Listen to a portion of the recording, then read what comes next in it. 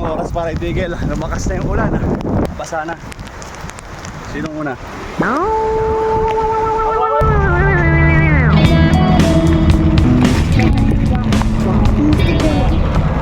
Ito yung view sa medyo mataas na itong right side ng Tansa Baywalk. Kung yung gagawing plano dyan sa right side na yan, yung dating palaisdaan, hindi na natin mapipigilan yan kung anong project man yung gagawin dyan. Pero syempre, titingnan lang natin yung reaction or may sasagot ng ibang tao kung sakaling posibleng gawing oval track ba to. Maganda ba yan para sa inyo? Kung sakali lang naman, pero may gagawin na talagang plano dyan, no?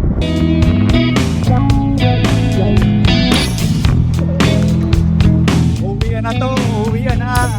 Go!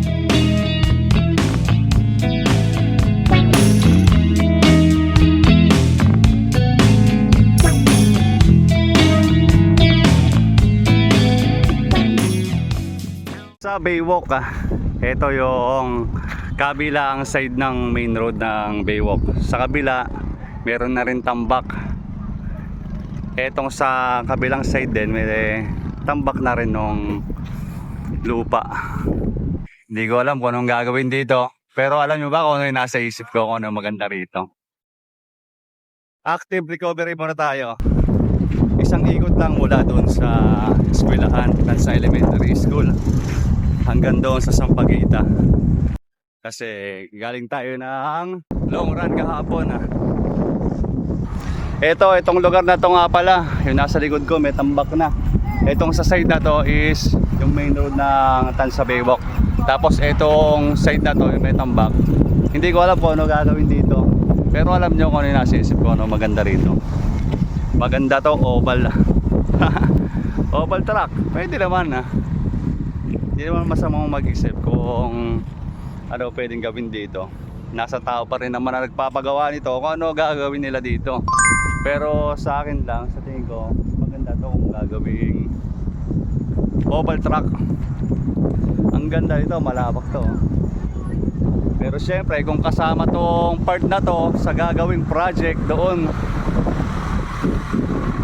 kung anong project yung gagawin nila doon, kung kasama tong part na to, wala tayong magagawa doon. Siyempre, plano nila yan pero mas maganda lang siguro to kung gagawing oval track, kasi maganda yung pwesto, tabing dagat, presko. Kung gagawing oval track to, magandang takbuhan to ng mga mahilig mag-running. No, tol na. Ano maganda ditong gawin? Minsan yung bike. Bike no, maganda, oval track no. Yung takbuhan no. Ayun no, yung mga kabataan ganun din gusto no. Oval track. May nagsa-tournament na dito yan. Oval track pwede to. Maganda tong lugar na to. Kaya lang, di ba nga, sabi ko nga, kung kasama tong pwesto na to sa gagawing project doon, wala tayong magagawa kung project na gusto nila gawin dito. Kaya nga sabi natin, maganda to kung oval track. Baka magkaroon na ng oval track sa Tansa no. Hindi tayo dumadayo. Ang ganda ng lugar, ang ganda ng pwesto. Mula dito sa likod ko hanggang doon hanggang baybayin yung gilid ng eskwelahan Tansa, tapos papunta rito pabalik. Ang ganda, mahigit pa sa 400 kilometers, 400 meters to na standard na oval track kung gagawin tong oval track. Hindi lang siguro, kahit kapraso lang nito yung kalahating portion ng dating palaisdaan. Kung gagawin to, yung kalahati nito is 400 meters track, pwede na rin kahit kapraso lang doon sa dulo, kahit doon na sa dulo. Ang gagawin project doon, hindi ko alam kung itong part na to yung iniisip kong magandang gawin na oval track kung kasama sa project nila. Pero mukhang kasama to Ano lang natin, visualize lang natin. Kung gagawing oval to, kahit doon lang, banda doon sa dulo, yung kalahating o kaprasong part ng dating palaisdaan na to, gagawing oval track, kahit mga 400 meters, 200 meters pwede na yun. Tapos yung bandang gitna, no, iiwanan nila ng ng part na kung saan pwede rin open, may tubig para presko din O kaya maganda, ano na rin, yung gitnang bakante ng 200 meters na oval na gagawin is damo. Parang katulad din sa Malabon Oval Complex. Pero kaya tingnan nyo kung ano mangyayari nito kung gawing oval, no? Pwede kayong mag-comment sa baba kung gusto na lang naman mag-oval dito. Ano, ang gandang lugar dito. Ang gagawing oval, tabing dagat, presko. Pwedeng isang magandang spot para gawing palaruan na ng mga bata sa lugar na para mag-ehersisyo, yung mga mahilig mag-ehersisyo. Although meron na naman tayong meron na naman dito, ang tawag dito, yung pinaka main road ng Baywalk. Yun, pwede na rin naman siyang gawing takbuhan pero mas maganda kung sakali lang naman, kung pwede, no, kung posible, yun, kahit yung kaprasong portion ng gagawing project na to, mag-iwan doon para sa dulo, oval track. Maganda yun. Ayun, nabanggit ko lang, sama lang natin sa araw-araw na ginagawa natin. Pwede naman kayo mag-comment dito sa baba kung pwedeng gawin dito sa kaprasong portion na to na dito sa dating palaisdaan. Ayan, may tambak na kasi. Meron nang nakapundasyon na kalsada dito. Or meron na nakapundasyon na lupa para gawing kung ano pa mang gagawin nila dito. Pwede kayo mag-comment kung anong nabivisualize nyo na pwedeng magandang gawin dito sa part na to. Kung oval track, maganda para sa mga mahilig mag-exercise, tumakbo. Para na rin sa mga bata, mahilig silang mag-exercise kaysa kung ano-anong ginagawa nila, kaysa laging nakaharap sa gadget. Mas maganda kung merong gantong oval track, no? Ibig sabihin, nadadagdagan yung motivation nila para mag-exercise kasi meron silang magandang lugar na pwedeng puntahan kung sakaling maging oval track to.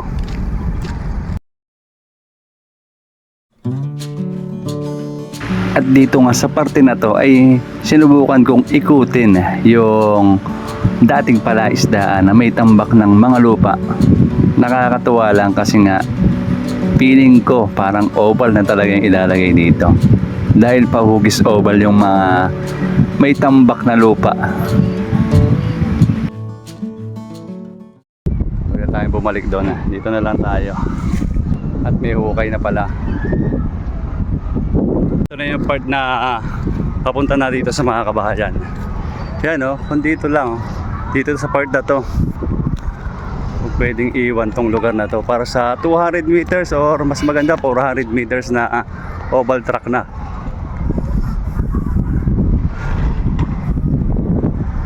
Ito na itsura niya. May tambak na to kaya sinubukan ko lang lakarin. Kaya lang, yun lang,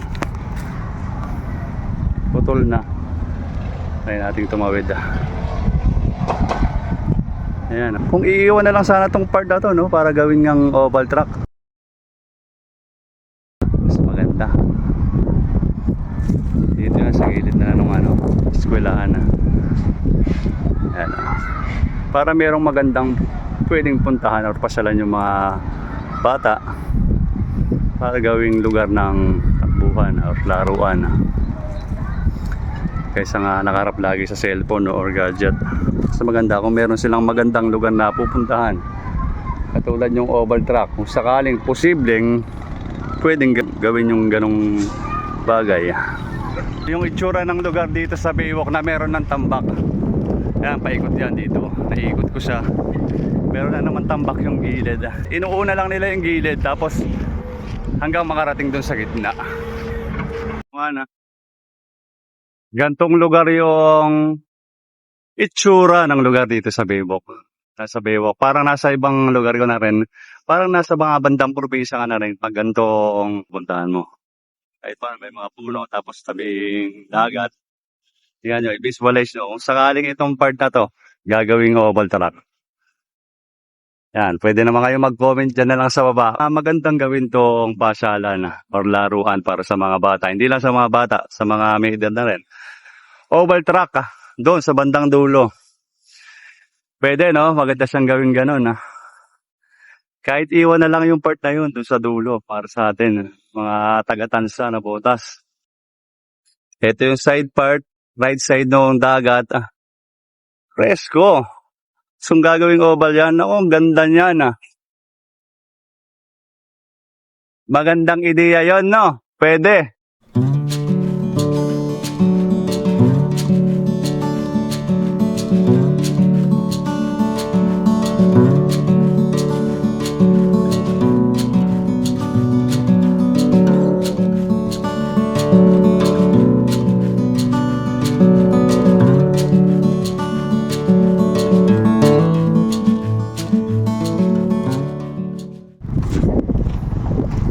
Yan, malawak tong lugar na to. Guys, pwedeng mangyari. At kung mangyayari, yung ganong bagay, maganda yan para sa mga taga-tansa.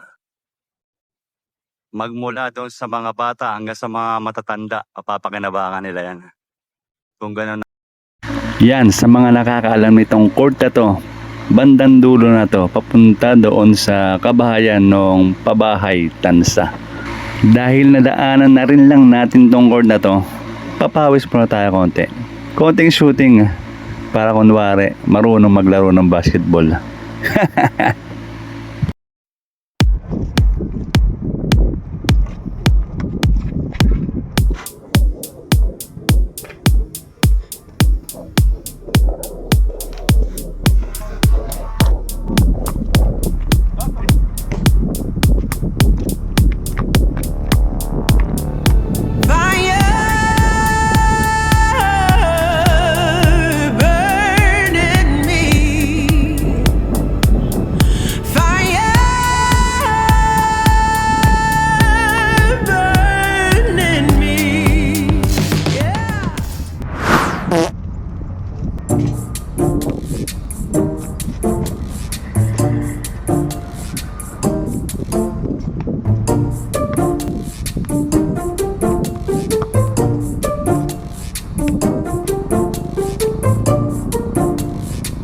Tara at ayawan na. Ayaw nila akong paagawin ng bola.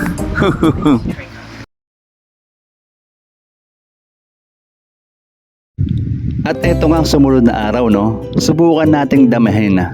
Mag-ehersisyo tayo, mag-jogging tayo dito sa Tansa Baywalk. Ikutan natin dito yung may mga tambak na lupa na pahugis oval.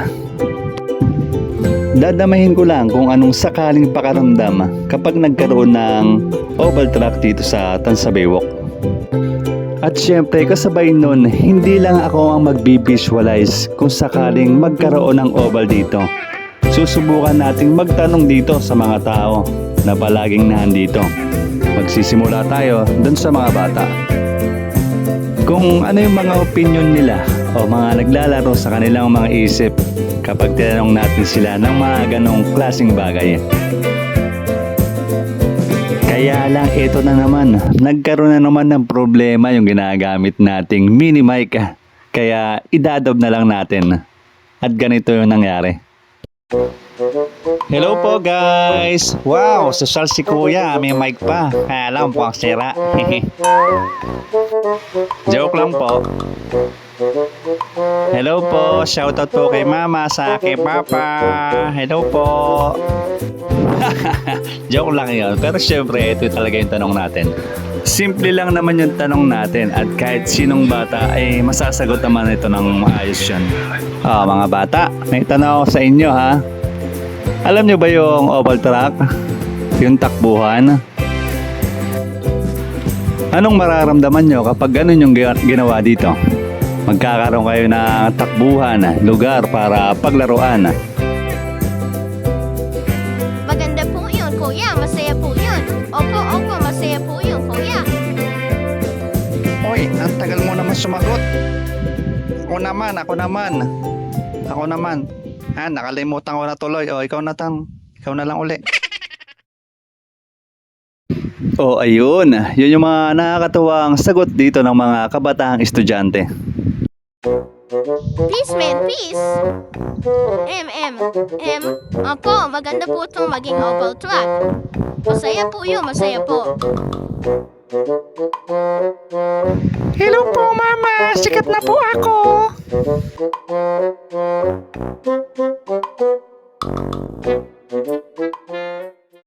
Oh, ano pa kuya? Meron ka pa po bang idadagdag sa mga sasabihin mo? Opo kuya, maganda po kung ganun po gagawin dito. Magkakaroon po kami ng magandang palaruan po. At yun yung mga opinion ng mga batang natanong natin dito sa Baywalk. Hindi pa sila nakakakita ng ganong actual na oval truck. Pero at least meron na silang ideya kung ano yung bagay na yun. Ganyan talaga yung mga reaksyon ng karamihan sa mga kabataan. Basta pwede sa kanila yung isang lugar o isang bagay na para paglaruan, masaya na para sa kanila yung mga ganon.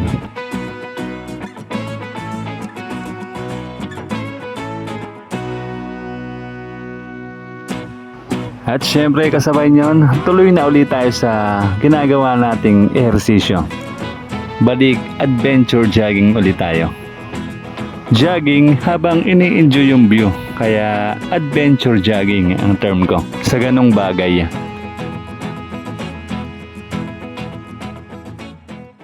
At dito nga sa part na to, habang bumabalik na ako, ay meron akong nawalang importanteng bagay. Ito yung sombrelong bigay sa akin na pinakaiingatan ko rin at palagi kong dala sa pag-e-exercise ko. At dito habang binabaybay ko pabalik yung dinaanan ko, umaasa ako na sana madaanan at makita ko pa uli siya. Try kong ikutan muna natin yung sombrerong nawala, ano? Bago natin i-continuous yung sana natin gawin vlog. Sana makita pa natin.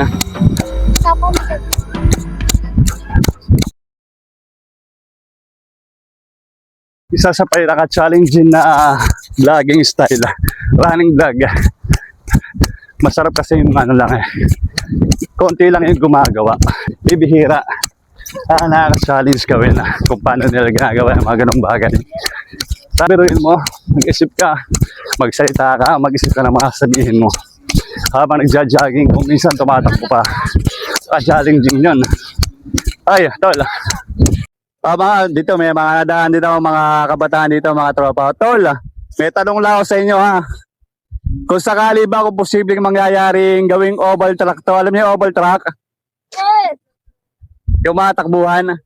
Kung sakaling gagawing oval truck to, papayag ba kayo or maganda ba yung para sa inyo? Ito naman. Ay, Maganda. Maganda.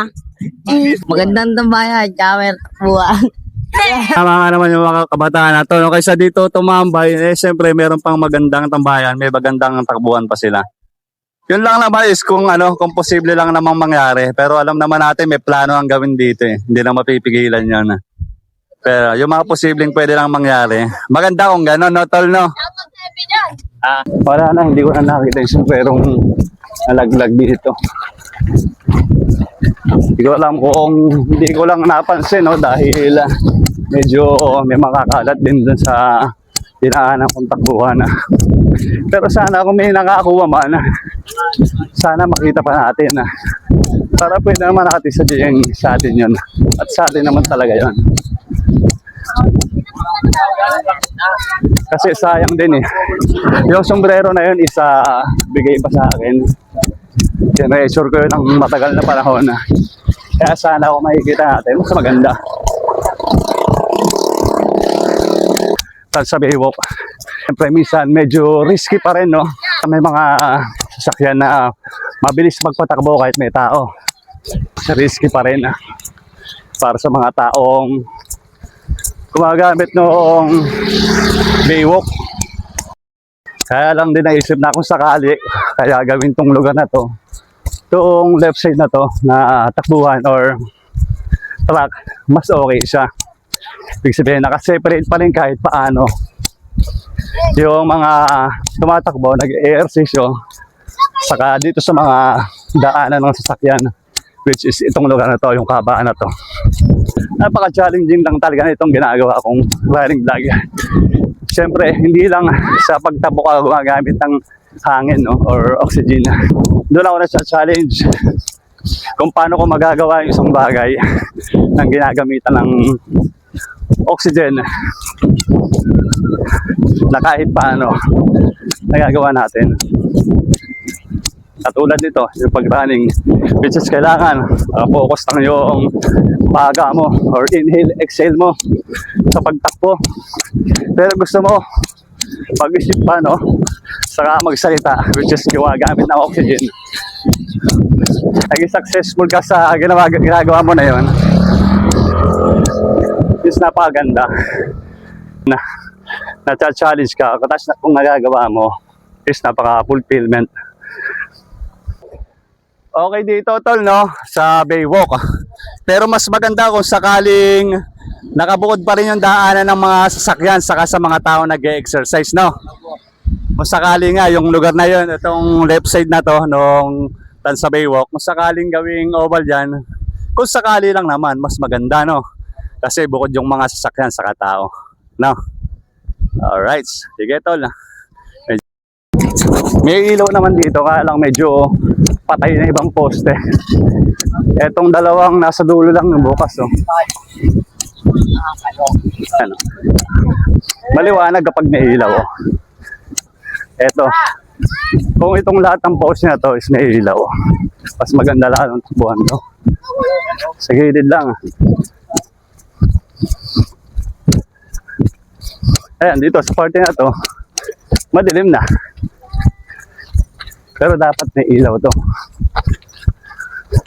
Siyempre, risky. Risky sa mga taong nandito.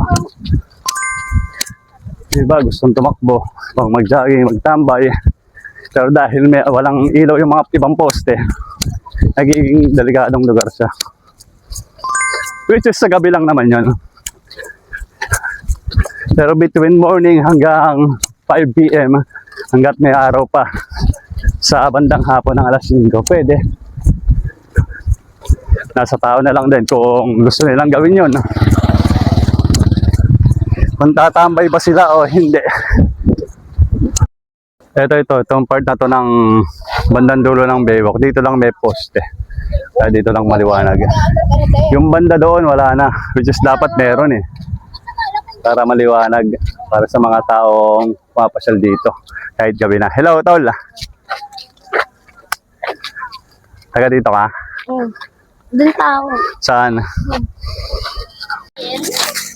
Ayan, dito. Meron din tayong nadaanan pang mga kabataan. Ilang taon ka na, tol? 19 yan, 19. 19 years old si. Anong pangalan, tol? Jobert yan, Jobert. Jobert. As usual, nawala na naman yung audio ng mic natin. Pero yung pa rin naman yung katanungan natin sa kabataan na to na nagngangalang si Jobert. Mga positibong sagot lang na sang-ayon sila kung sakaling magkakaroon nga ng oval track dito sa Tansa Baywalk. Siyempre, pabor siya kung sakaling magkakaroon at matatayuan ng ganong klaseng track dito sa Baywalk. Lalo't siyempre sa edad niyang 19 years old dahil dito nagsisimula yung mga kabataan na mag-ehersisyo at tumuklas ng mga pampisikal na gawain.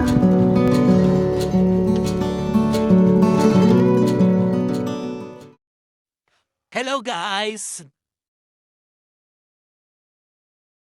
Daanan tayo dito ng dalawang kabataan pa rin, no? Miss, pwede pang magtanong sa inyo.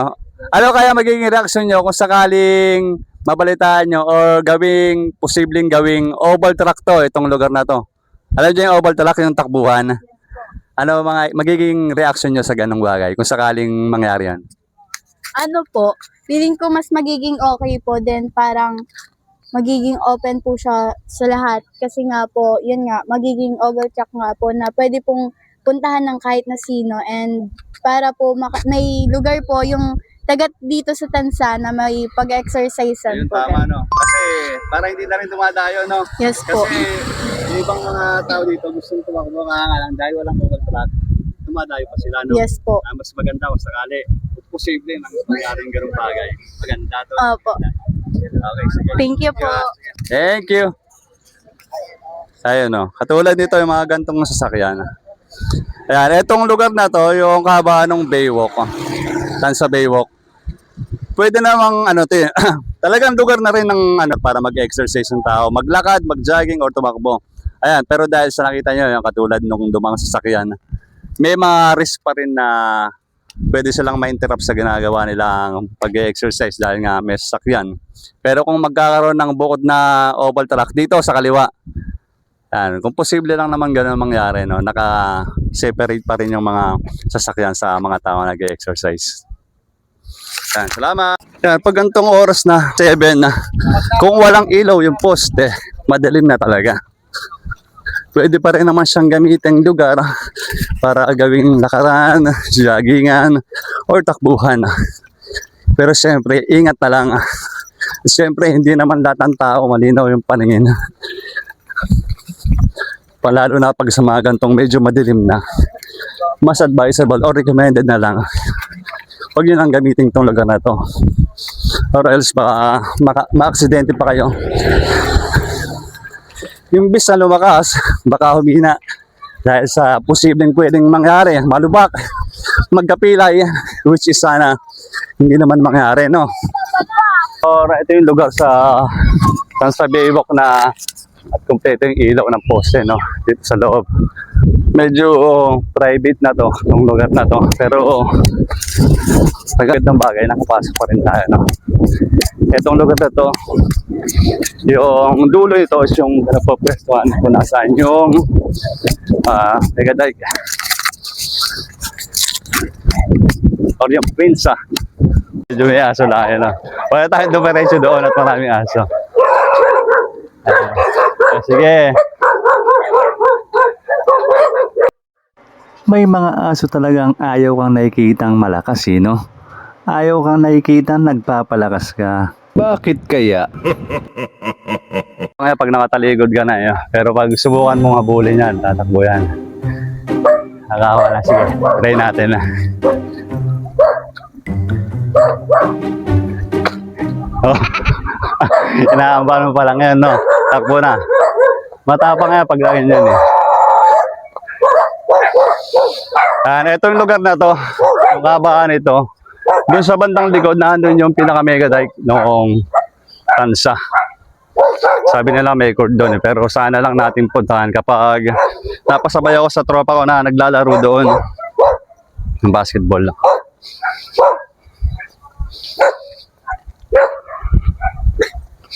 Ayan na.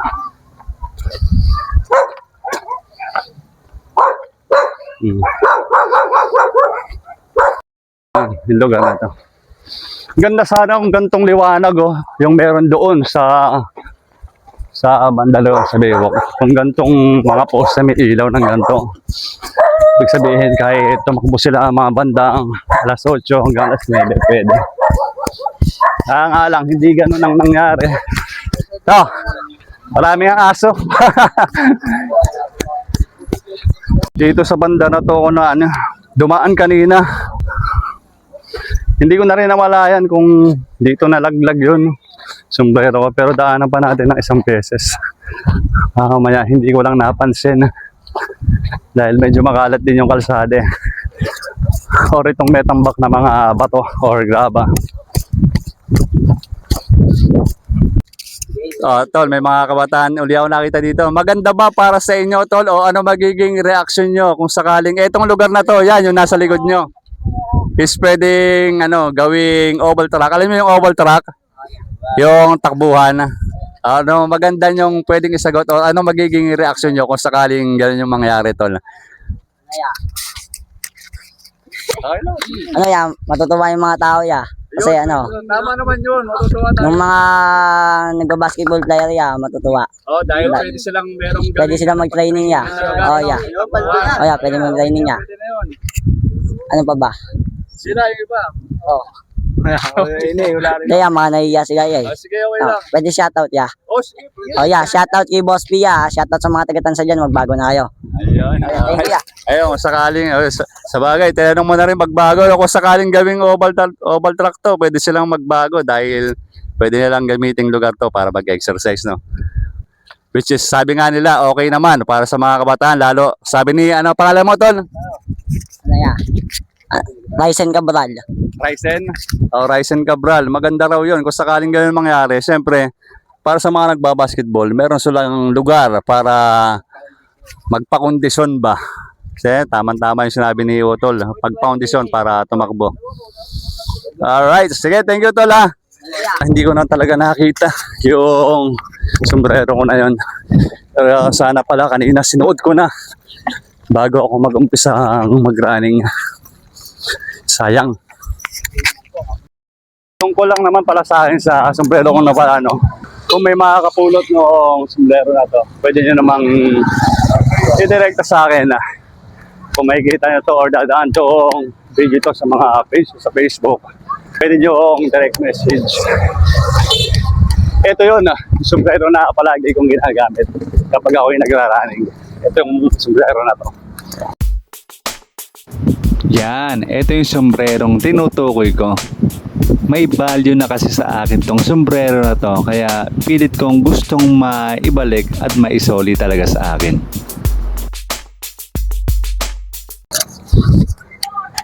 Thanks in advance na agad kung sino man nakapulot at makapagbalik sa akin ng sombrero ko na yon. Thank you. Yun, no? Sarap lang gawin ng ganitong vlog, no? Running vlog. Yun nga, tulad ng sabi ko kanina, imbis na dapat mag-focus ka na lang sa pagtakbo, gamitin yung oxygen mo sa pagtakbo mo. Iba pa rin para sa akin. At challenging pa rin para sa akin yung magsalita at mag-isip ng sasabihin habang tumatakbo. Which is, kapag nagawa mo yung ganong bagay, at sarap sa pakiramdam kasi nairaraos mo or naitatabid mo yung gusto mong sabihin or isipin bago mo gawin yung bagay na yun. The rewarding feeling of self-fulfillment. At ayun yung mga sagot ng mga random people na natanong lang natin or interview natin tungkol sa mga nabibisyon lang natin. Nabivisualize lang natin na posible namang mangyari doon sa Malabon, Tansa Baywalk. Nakakatawa lang marinig o malaman yung mga reaksyon nila sa mga tanong natin sa posibleng kung sakaling gawing oval track yung kalahating part noong Tansa Baywalk. Para sa mga kabataan, sa mga middle age hanggang magmula sa bata, gusto nila yun kasi nga siyempre para masulit yung kabataan nila, kaya siguro ganun yung sinasagot nila, no? Maganda raw yun para sa kanila, para meron silang mapaglaruan na mas maganda. Tatambayan man nila yung lugar na yun, mas magiging parang mas mamomotivate sila kasi nga meron silang nakikitang oval track. Para kung sakaling hindi man talaga sila nag-e-ehersisyo, pwedeng mapagdagdag ng motivation sa kanila yon para simulan yung pag-e-ehersisyo. Siyempre, nakikita mo yung oval track, mamomotivate ka or maengganyo ka para gumawa ng isang exercise katulad nung pagja-jogging or pagtakbo. Maganda yung mga sagot ng kabataan, no? Kasi sila yung mga mas magbe-benefit kung sakaling magkaroon ng oval doon sa Baywalk. Sila yung mga mas makikinabang sa bagay na yon. Hindi naman ibig sabihin sila lang ang mas makikinabang. Yung ibang tao din naman magmula sa bata hanggang matanda. Pero dahil sila yung mga mas aktibo, sila yung mga kabataang mas aktibo, sila yung mga mas magbe-benefit nung bagay na yon kung sakaling matutuloy yung ganong bagay. Kung posible yung ganong bagay. Yan, hanggang dito lang yung vlog natin, no? Medyo nakapag-interview lang tayo. Mas marami lang tayo na interview ng mga mas kabataan. Pero sa susunod, try natin makakausap ng mga medyo may edad na. Tingnan natin kung ano yung magiging sagot nila sa ganong bagay. Or sa ganong, tingnan natin kung ano yung magiging reaction nila sa ganong bagay. Kung posibleng mangyari yung ganong bagay. Alright.